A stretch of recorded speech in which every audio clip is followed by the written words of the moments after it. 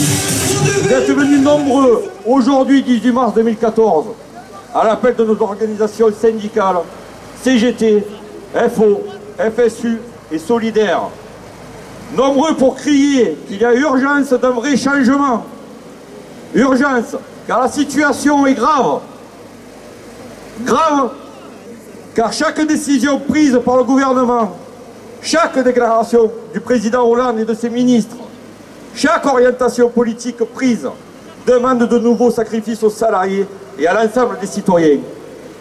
L'austérité économique et sociale, c'est la politique mise en œuvre par le gouvernement, en grande partie à la demande du patronat et dans le cadre du carcan du pacte budgétaire européen qu'il a avalisé. Avec un MEDEF revanchard qui dicte les règles et les lois à un gouvernement qui semble tout acquis à sa cause.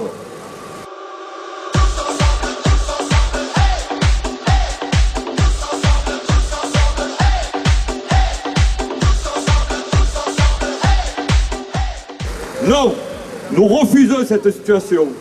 Pour réellement sortir de cette crise où ils nous ont entraînés, il y a urgence à un vrai changement. Oui, un vrai changement de cap qui passera inéluctablement par des augmentations de salaire et des pensions de retraite. Pas... Le 2 poids, 2 mesures, ça suffit. Une autre politique est possible, avec priorité au salaire et à l'emploi, avec la préservation de notre système de protection sociale et des services publics.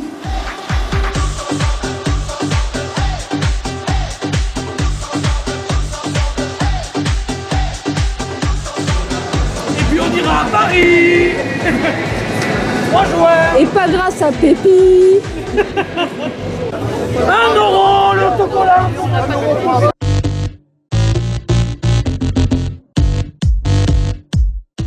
1 euro l'autocollant.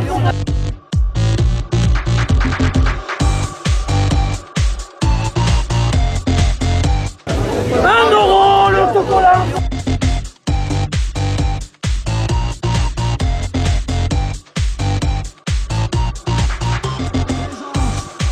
Austérité.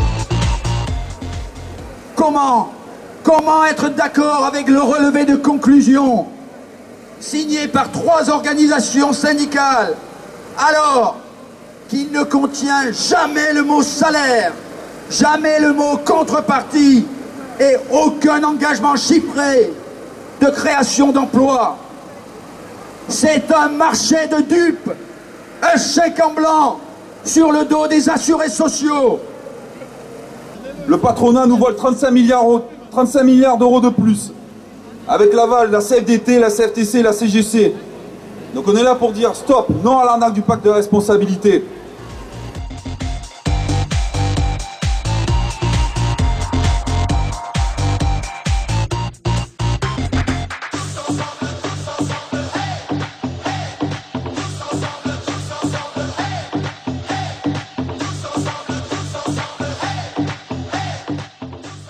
Comme nos partenaires syndicaux, nous manifestons aujourd'hui essentiellement pour combattre l'austérité.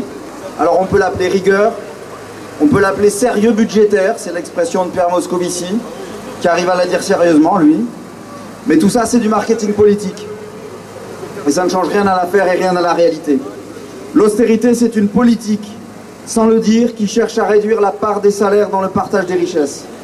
Et c'est une politique qui vise d'abord à réduire la dépense publique, quelles qu'en soient les conséquences pour la masse des salariés.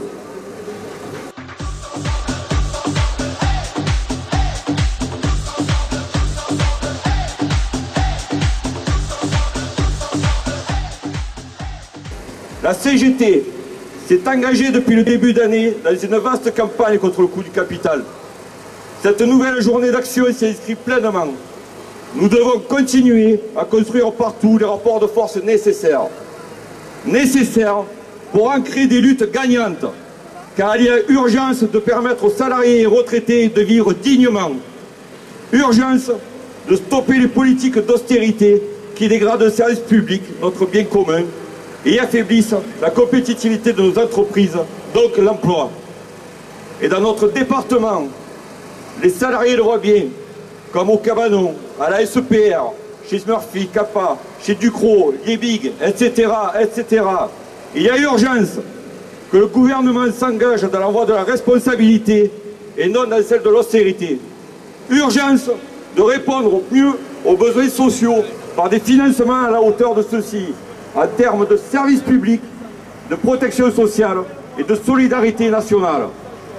Après cette journée, cette forte journée d'action, imposons un changement de cap. Prenons nos affaires en main, élargissons le mouvement pour imposer le progrès social. Chers amis, chers camarades, merci.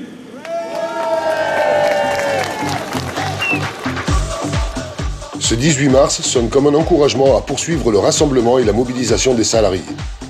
Dans ce cadre, et en lien avec sa campagne sur le coût du capital, la CGT Vaucluse organisera un méga tractage le 4 avril de 7h30 à 10h30 sur la Nationale 7.